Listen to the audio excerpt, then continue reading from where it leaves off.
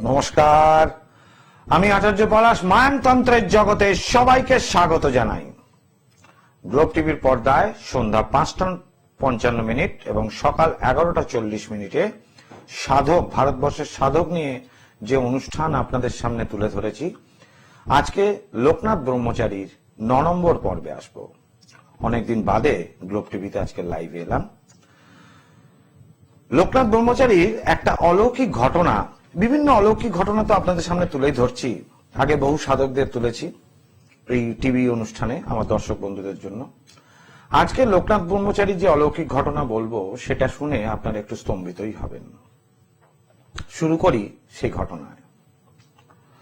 একবার গভীর রাতে মারাত্মক অস্ত্রাদি হাতে নিয়ে দুটি উচ্ছৃঙ্খল যুবক লোকনাথ ও তার আশ্রমের অধিবাসীদের উপর মারপিট করতে আসে এবং তারা আশ্রম প্রাঙ্গণে প্রবেশ করে। এমন সময় একটি প্রকাণ্ড হিংস্র বাঘ গর্জন করতে করতে আশ্রমের দিকে ছুটে আসছে। তারা দেখতে পেল যে উচ্ছৃঙ্খল দুটি যুবক ধারালো অস্ত্র নিয়ে আশ্রমবাসীদের হত্যা করবেন এবং লোকনাথ ব্রহ্মচারী বাবাকে হত্যা করবেন বলে আসেন। সে দেখতে পায় আশ্রমে প্রবেশ করার থেকে সঙ্গে সঙ্গে যে কোথা থেকে এক বাঘের গর্জন শুরু হয়, তারপর দেখে প্রকাণ্ড একটি বাঘ আশ্রমের দিকে ছুটে আসছে। এই দেখে তাদের তো অবস্থা খুব খারাপ। সেই যুবক দুটো কি করবে? যুবক দুটি আশ্রমের একটি ঘরের ভেতর লুকিয়ে পড়ল এবং বেড়া দিয়ে সমস্ত ঘটনা দেখতে লাগলো। তারা বুঝলো আমাদের আর কিছু করতে হবে না, এই বাঘটি যা করার এখানে তাই করবে। উল্টে তারা তখন চিন্তা করছে আমরা বাদ যাই কিনা বাঘের থেকে, এটাই তারা ভয় পাচ্ছে যে বাঘ তাদেরকেও খাবে কিনা। হঠাৎ তারা দেখতে পায় যে উঠোনে লোকনাথ বাবা এসে দাঁড়ালেন। লোকনাথ বাবা বাঘের গর্জন শুনে তিনি তাড়াতাড়ি করে আশ্রম প্রাঙ্গণে এসে দাঁড়ালেন। দুষ্টেরা বাঘের আগমনে ভীত স্তম্ভিত হয়ে বেড়ার ফাঁক দিয়ে সমস্ত কিছু দেখেছিল। সেদিন বাঘটি কোন রকম অনিষ্ট না করে লোকনাথ বাবার পদতলে লুটিয়ে পড়ল। দুটো দুষ্টু এই জিনিসটা দেখলো যে বাঘটি, ওই হিংস্র বাঘ লোকনাথ বাবাকে দেখে তার পদতলে অর্থাৎ পায়ে লুটিয়ে পড়ল। লোকনাথ বাবা তখন বাঘটির গলায় ও মাথায় হাত বুলিয়ে তাকে সম্বোধন করে বলে, না গো, তোমার এই আশ্রমে আসা সঙ্গত হয়নি। এখানে সর্বদা লোকের সমাগম, অতএব তুমি অবিলম্বে জঙ্গলে ফিরে যাও। লোকনাথ বাবার এই কথাটি বাঘটির বুঝতে দেরি হয়নি। সে তখন সেখান থেকে চলে যায়। বাবা এও কথা বলেন, এখানে তোমার খাবার জাতীয় কিছুই নেই, ফলে তুমি যেখানে গেলে পাবে সেই জঙ্গলই ফিরে যাও। কথাটির তাৎপর্য বাঘটি বুঝতে পেরেছিল। এই হচ্ছেন সাধক। সাধকদের মৃত্যু ভয় থাকে না। সাধকরা কারুর কোনোদিন ক্ষতি করেন না। যে ব্যক্তি একজন হিংস্র বাঘের সামনে দাঁড়িয়ে পড়তে পারেন, এর আগে এরকম ঘটনা বলেছিলাম তৈলঙ্গ স্বামীর ক্ষেত্রেও ঘটেছিল। লোকনাথ বাবাও এরকম ঘটনা ঘটালেন যে বাঘ তাদের পদতলে এসে পড়ে রয়েছে। লোকনাথ বাবার এই কথা শোনার পর বাঘটি সেখান দিয়ে প্রস্থান করলো বটে, কিন্তু স্তম্ভিত হয়ে গেল ওই যুবক দুটি, যে বেড়ার ফাঁক দিয়ে যারা এই ঘটনাটি দেখেছিল। এইবার কি হলো দুটো যুবকের, শুনাই, শুনুন। যুবক দুটি এই অলৌকিক দৃশ্য দেখার পর হতবাক হয়ে গিয়ে ব্রহ্মচারী বাবা যে কত বড় শক্তিধর সাধক, তারা তখন সেটা বুঝতে পুরোপুরি পেরেছিল। আর তাদের বাকি কিছু ছিল না, না বোঝার মতো। যুবক দুটি অনুতপ্ত হৃদয়ে এই মহাপুরুষের চরণে বারবার ক্ষমা চাইতে লাগলো। মহাপুরুষ ব্রহ্মচারী বাবা তাদের ক্ষমা করে দিলেন। অলৌকিক যোগ বিভূতির সহিত মহাপুরুষের অন্তঃস্থলে যে গূঢ় সঞ্চারী প্রেম প্রবাহ সর্বদা বর্তমান ছিল, এই অলৌকিক ঘটনার নিদর্শন মেলে। একই ধারে এক হিংস্র পশু তাকে শান্ত করলেন, অন্য ধারে দুষ্ট দুটি মানুষকেও উচিত শিক্ষা দিলেন। সাধক এবং মহাপুরুষরা এরকমই হন। লোকনাথ বাবার এই ঘটনা শোনার পর আপনাদের মনে হতে পারে যে এরকম অলৌকিক ঘটনা ঘটতে পারে, অবশ্যই পারে। একজন সাধক তার যোগ শক্তি দ্বারা যে কোনো প্রাণী, উদ্ভিদ এবং প্রকৃতির সঙ্গে কথা বলতে পারেন। প্রাণী, উদ্ভিদ তথা প্রকৃতির সঙ্গে, ঝর্ণার জল তার সঙ্গে, নদী প্রবাহ তার সঙ্গে কথা বলতে পারেন তারা। জয় মা তারা, কে বলছেন বলুন?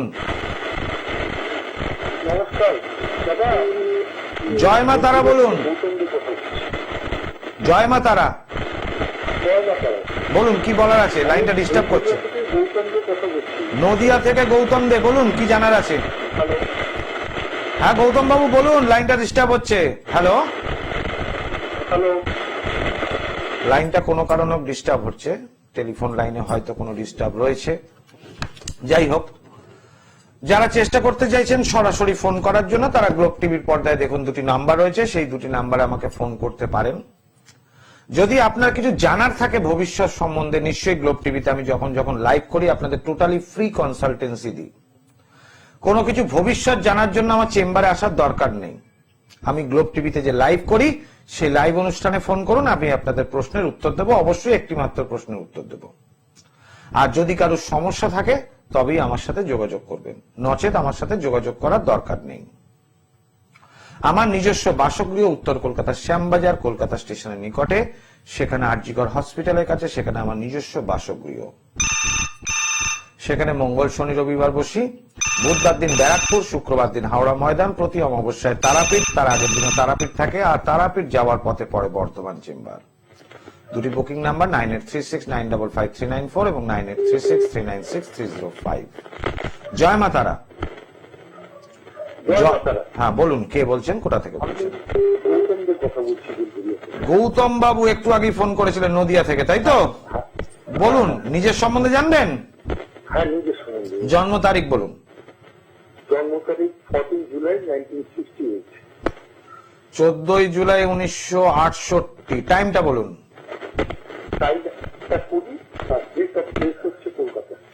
একটা কুড়ি কি দুপুর? রাত্রি 1:20।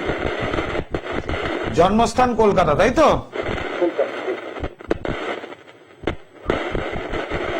রবিবার জন্মবার?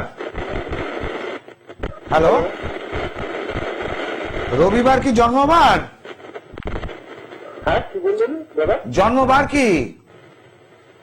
জন্মবার তো শনিবার। হ্যাঁ, শনিবার মানে রবিবার হচ্ছে ইংলিশ মতে, বাংলা মতে শনিবার। এবার প্রশ্ন বলুন, কি প্রশ্ন আপনার? দাদা আমার বলছে কি যেন বলে, মানে খুব পরিশ্রম করছি, মানে খুব অল্প বয়স থেকে, কিন্তু সেরকম মানে সাফল্য পাচ্ছি না। মানে কাজের জায়গায় ইমপ্রুভমেন্ট নেই, এটাই বলতে চাইছেন, তাই তো? হ্যাঁ হ্যাঁ। আচ্ছা, আপনার এখানে যেটুকু দেখতে পাচ্ছি আগে সেটা আমাকে শেয়ার করবেন। আপনার এখানে আমি যেটা দেখছি কুম্ভ রাশি এবং বৃষ লগ্ন, তাই কি? আচ্ছা, এবার বলি, বর্তমান দশা হচ্ছে বুধের মহাদশা, শনির অন্তর্দশা। 2022 থেকে 2025 সাল অব্দি সময় খুব খারাপ যাবে। বৃষ লগ্ন এবং কুম্ভ রাশি সাপেক্ষে শনি রাজ্যকারী গ্রহ হওয়াতে সেই শনি নিচস্থ অবস্থায় অবস্থান করছে, যেটা রাশি সাপেক্ষে তৃতীয় ভাবে এবং লগ্ন সাপেক্ষে দ্বাদশ ভাবে। ফলে 2025 সাল অব্দি আপনি যতই পরিশ্রম করুন রেজাল্ট কিচ্ছু পাবেন না।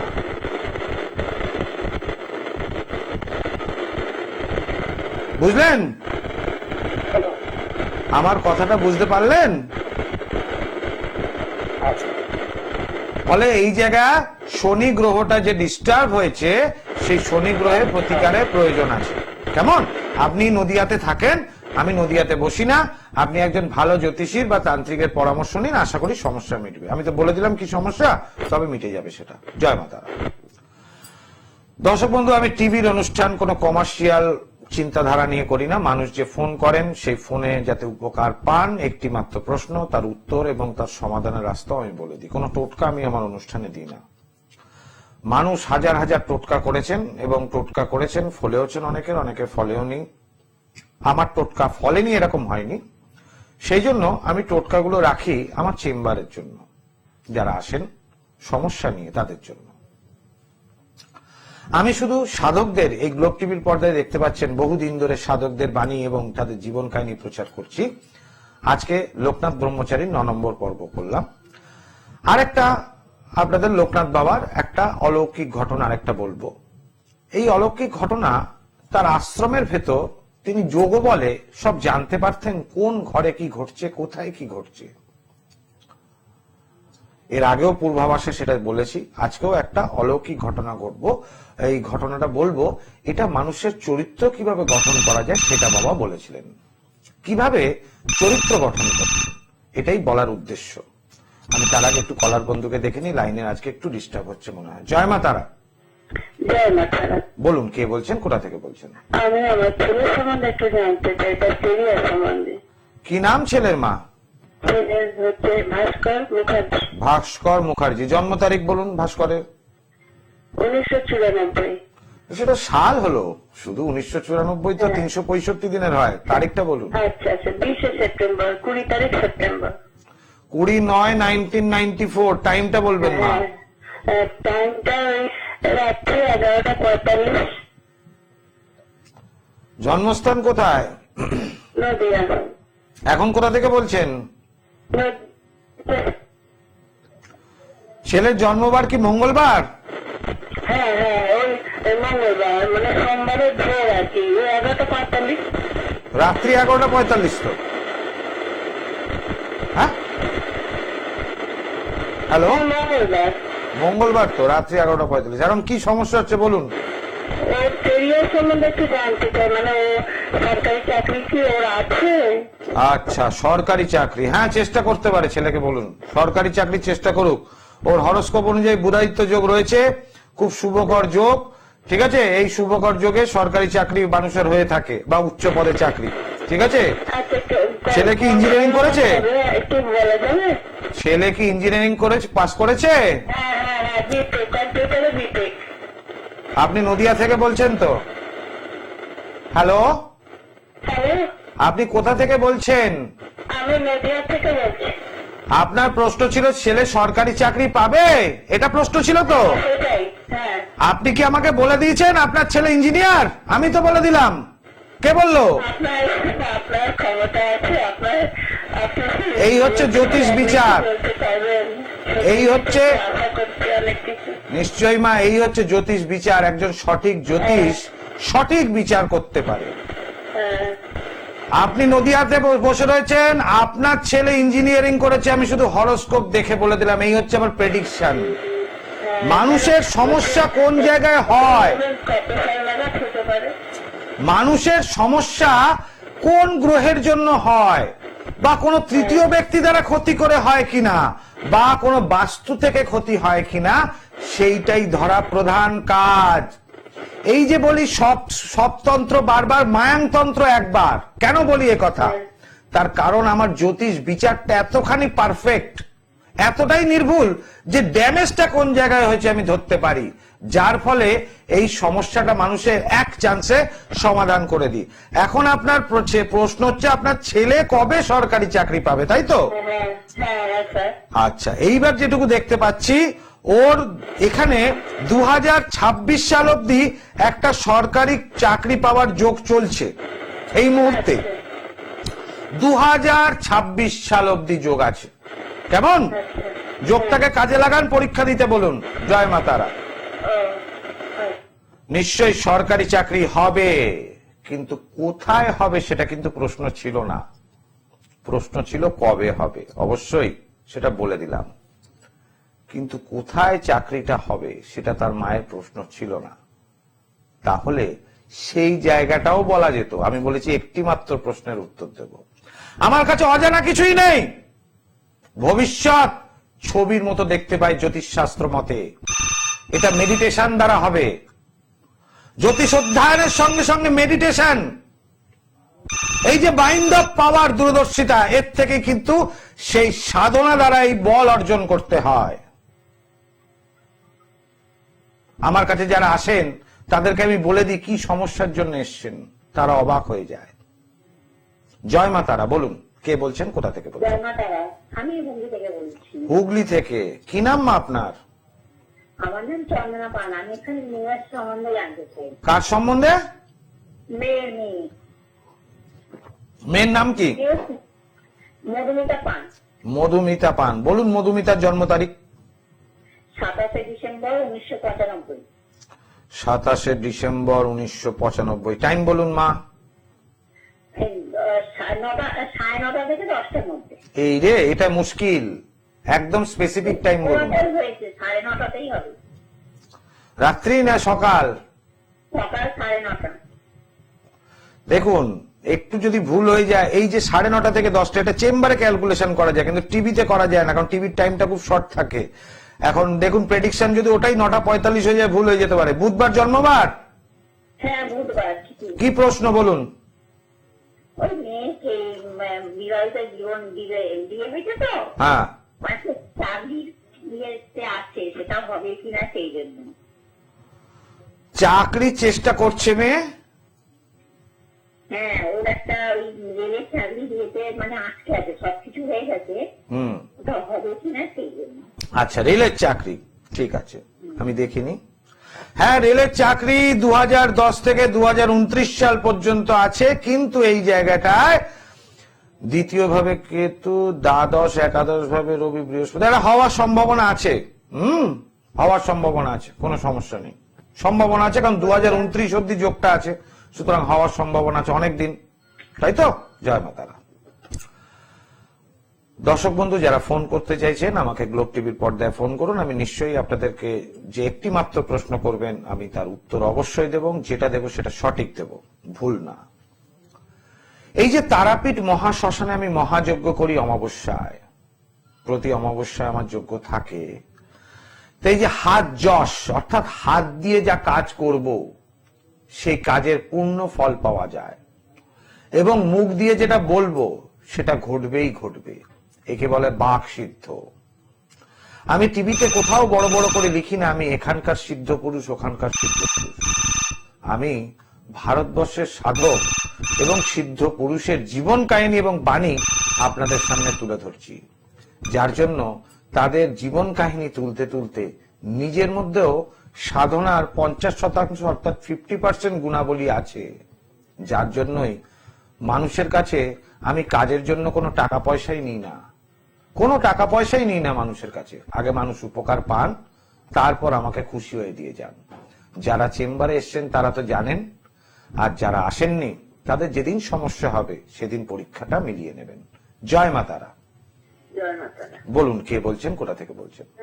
আমি একটু মেয়ের জন্য জানতে চাই, টালিগঞ্জ থেকে বলছি। টালিগঞ্জ থেকে। মেয়ের নাম বলতে হবে মা। মৌমিতা প্রধান। মৌমিতা প্রধান। প্রধান। মৌমিতার জন্ম তারিখ বলুন। 1990, 13 সেপ্টেম্বর। 13/9/1990। টাইম বলুন মা। সকাল 8:30। জন্মস্থান কি কলকাতা? কলকাতা। হ্যাঁ। এখানে যেটা দেখতে পাচ্ছি বৃহস্পতিবার জন্মবার, তাই কি? হ্যাঁ। তুলা লগ্ন, মিথুন রাশি, আদ্রা নক্ষত্র জন্ম। প্রশ্ন করুন, কি প্রশ্ন আপনার? আমি আমার মেয়ের চাকরিটার জন্য প্রশ্ন করছি। চাকরি করছে বর্তমানে?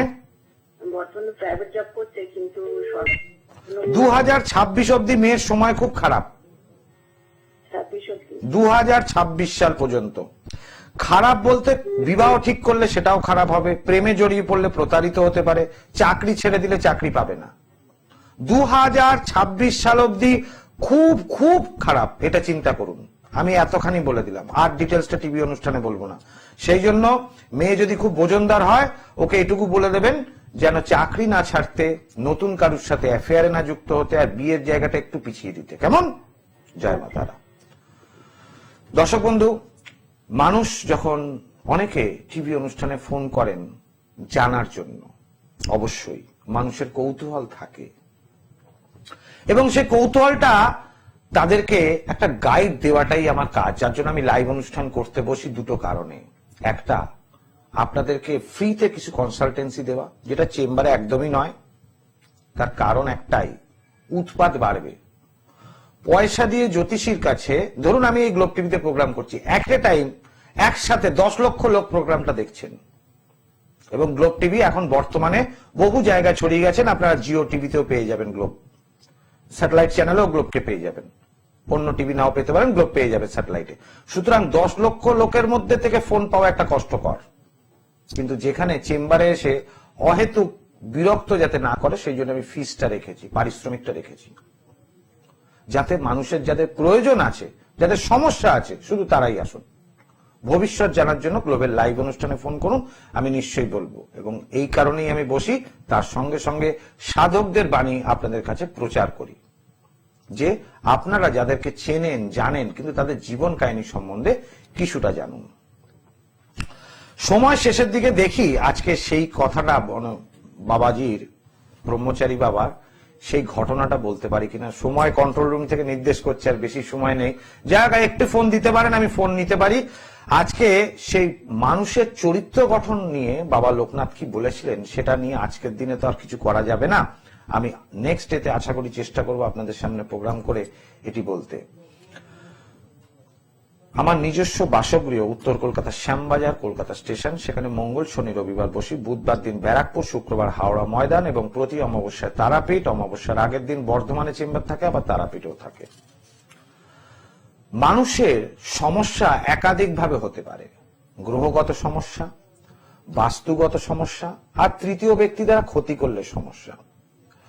সমস্যাটা কোন জায়গা থেকে হয়েছে প্রথমে সেটাকে বিচার করতে হয়। এই যে বিচার, সেটি যদি গ্রহগত সমস্যা হয় তাহলে কোন গ্রহটা ডিস্টার্ব করলো।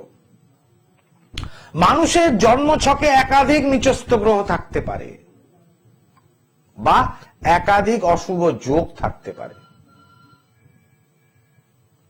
সেই একাধিক অশুভ যোগ বা একাধিক অশুভ গ্রহ একসাথে কিন্তু পীড়ন দেয় না। যদি পীড়ন দেয় তাহলে মানুষের মৃত্যু ঘটবে। কোন অবস্থা থেকে মানুষের মৃত্যু ঘটে এটা নিয়ে আমার রিসার্চ করা আছে। চার্ট, এই যে জ্যোতিষ চার্ট, এইটা নিয়ে আছে করা। এবং আমি যে মহামৃত্যুঞ্জয় তৈরি করি, মানুষের আয়ুকাল কেউ যদি তৃতীয় ব্যক্তি কেউ ক্ষতি করে সেটাকে যদি কমিয়ে নেয়, চালান ক্রিয়া করে, তাহলে সেই চালান ক্রিয়ার উল্টো ক্রিয়া করতে হয়। ওষুধ ওষুধ বলে, পুজোর প্রসাদ বলে কিছু খাইয়ে দেওয়া, ওষুধ করে দেওয়া পেটের মধ্যে, তাকে টেনে বার করে নিয়ে আসতে হয় সেই চালানটাকে। ঈশ্বর যে আয়ুটা তার জন্য নির্ধারণ করে দেন, এই মহামৃত্যুঞ্জয় মানে যে আয়ুটা অন্য ব্যক্তি, আপনার শত্রু আপনাকে চালান করে টেনে নিয়েছিল, সেই আয়ুটাকেই আবার ফিরিয়ে দেওয়াকে বলা হয় মহামৃত্যুঞ্জয়। অর্থাৎ মৃত্যুকে যে জয় করতে পারে। এবং আমার কবচ চোখ বন্ধ করে বিশ্বাস করা যায়, কারণ আচার্য পলাশের যে মেটাল ট্যাবলেট, এই ধারণ করার সঙ্গে সঙ্গেই কাজ হয়। আর ধারণ ছাড়া প্রতিকার, অনেকের ক্ষেত্রে আছে পরিধান কিছু করতে পারবেন, এই ধারণ ছাড়া প্রতিকার একমাত্র যজ্ঞ আহুতিতে হবে। কেন? আমি যজ্ঞে সেই অদৃশ্য শক্তি, সেই হাই ট্রান্সফার এনার্জি, তাকে আহ্বান করি, সেই মা তারারূপী সেই এনার্জি, সেই আত্মাদের প্রবেশ ঘটে আমার যজ্ঞে। যে যজ্ঞ আমি তারাপীঠে করি, আমার গৃহতে করি, সেই স্থানে যে ব্যক্তি ধারণ ছাড়া প্রতিকার করতে হবে, সেই ব্যক্তি ছবি দিয়ে, নাম দিয়ে তার সমস্যা মুক্ত করার কাজ, যজ্ঞাহুতি দিলে অবশ্যই তারা মুক্ত হন সমস্যা থেকে। এবং সমস্যা মুক্ত হওয়ার পর তারাই এসে আমার কাছে এসে প্রতিকার ধারণ করেছে। মা বলেছে ছেলে কিছু পড়বে না, আমি বললাম ছেলের চাকরি হয়ে গেলে ছেলে পড়বে তো? বলেছে হ্যাঁ। ছেলের চাকরি হওয়ার পর ছেলের বিশ্বাস হয়েছে।